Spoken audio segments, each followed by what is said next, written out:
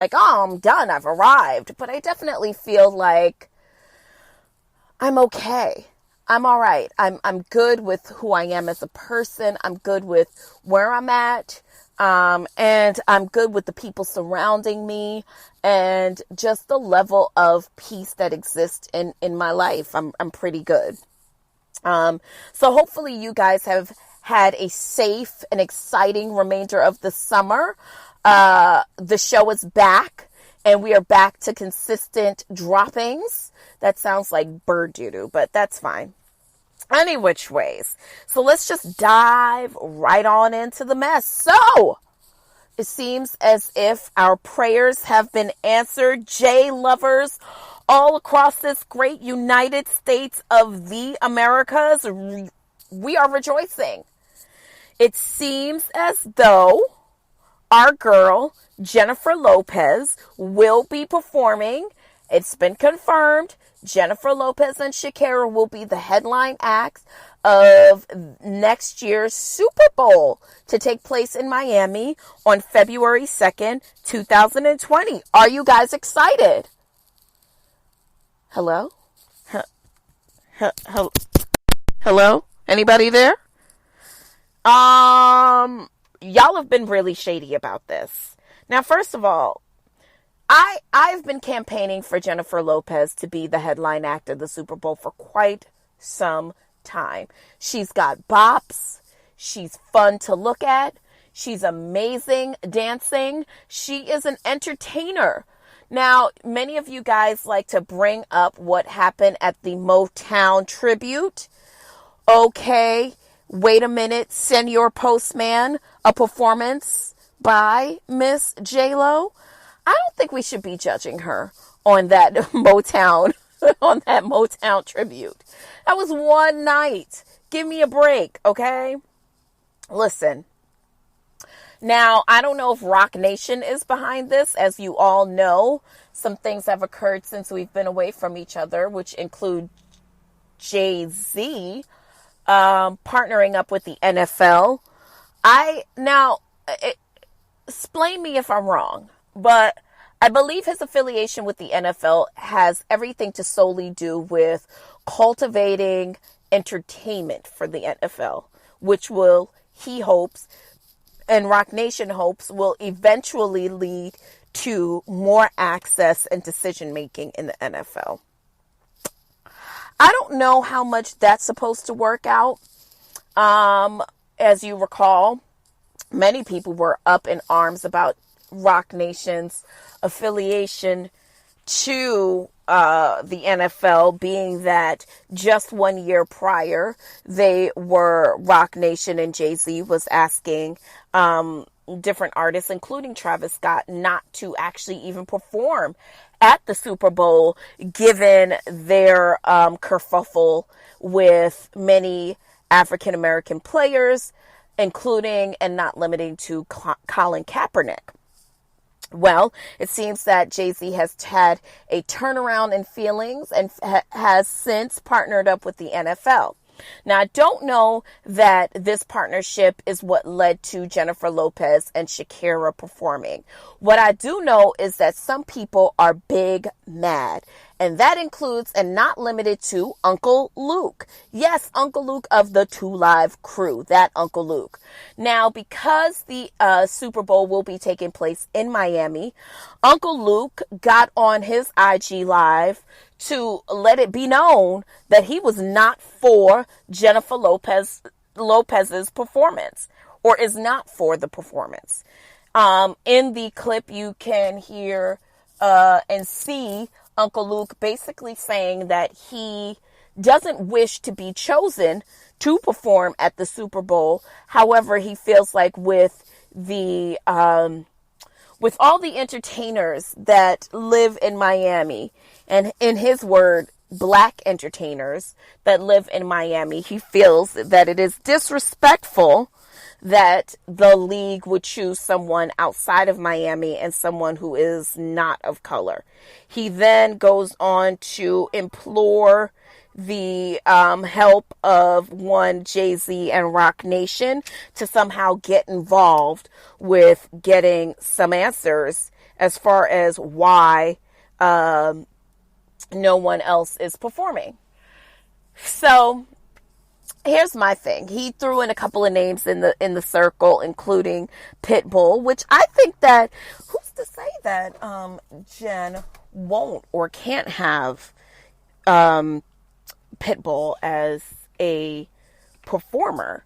I think that the biggest thing is not whether or not she's going to include other performers, but I think the biggest thing here is that it will be a showing that is best represented of the city of Miami. So yeah, the girl's upset.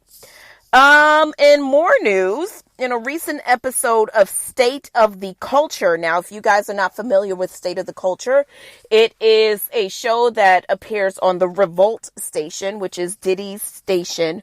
Now, if you don't have Revolt, which many of you, because apparently not every cable provider carries Revolt, you may not have seen State of the Culture. But it is a show with Joe Budden, Remy Ma, and I'm not sure, I think Academics is on that show too.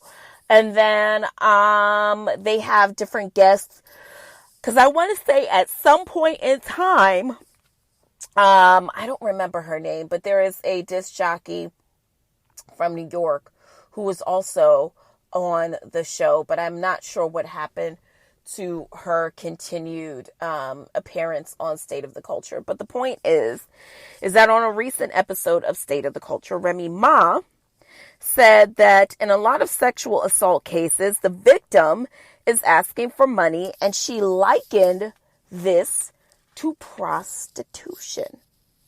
In the clip, Remy Ma can be basically heard saying that she feels as though women asking for money in sexual assault cases and in areas where they are victims in sexual assault cases is likened to prostitution. She doesn't feel like a sexual assault should culminate in women asking for money.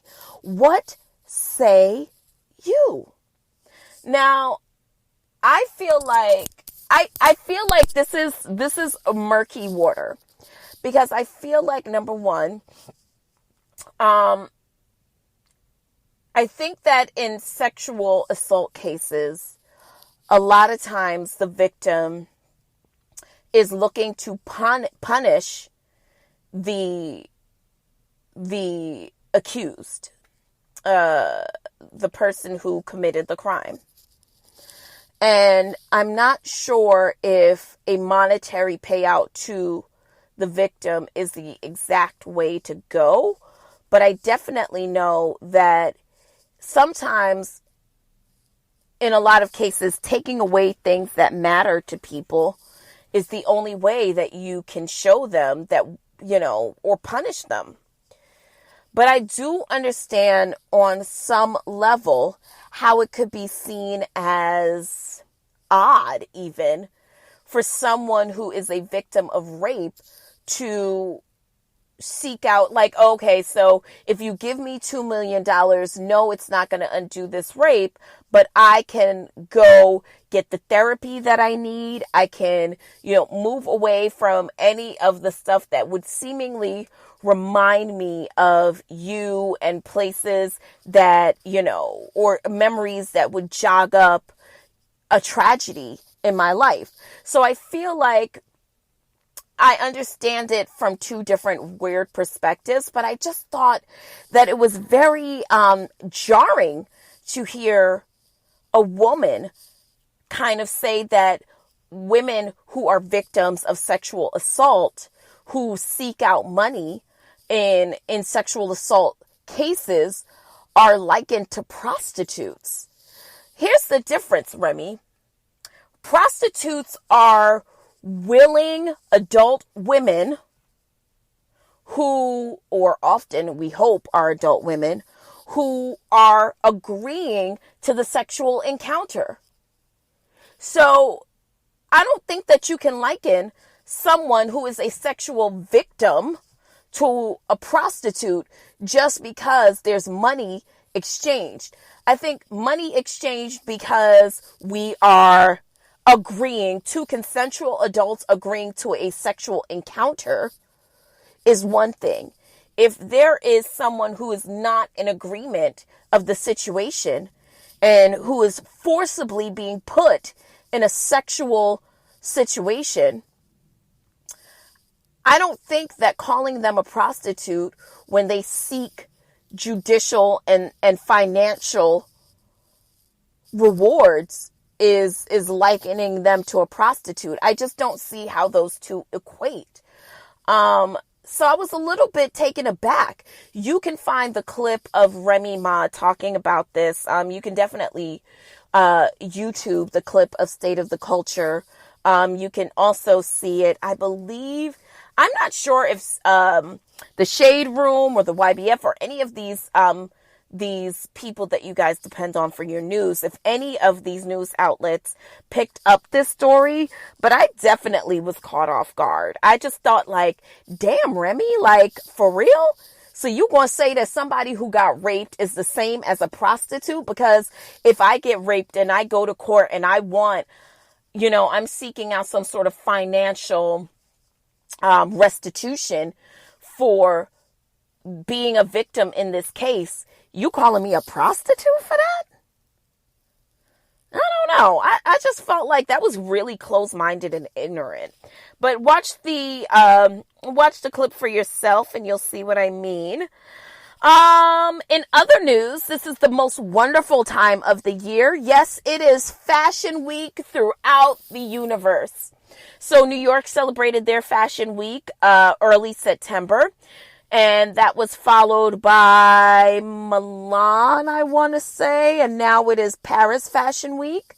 And Paris is burning, girls.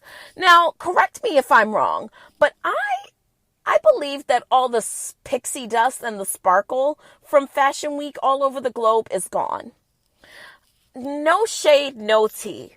But when you have girls like Drea doing Fashion Week Paris, listen, I respect Drea Michelle for what she does and who she is as what she does. I'm sure she's a very nice girl.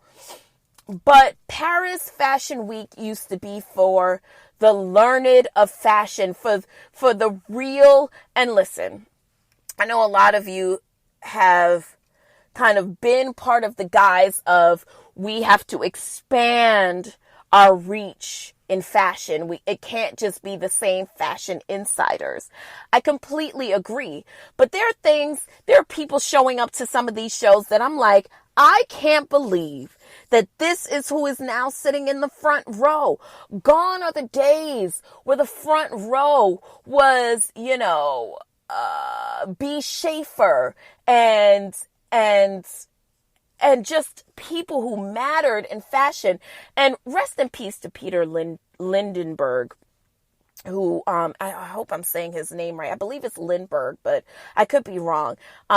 Fashion photographer, best known for his work in the 90s. A lot of black and white images that he did with the then supermodels of the world.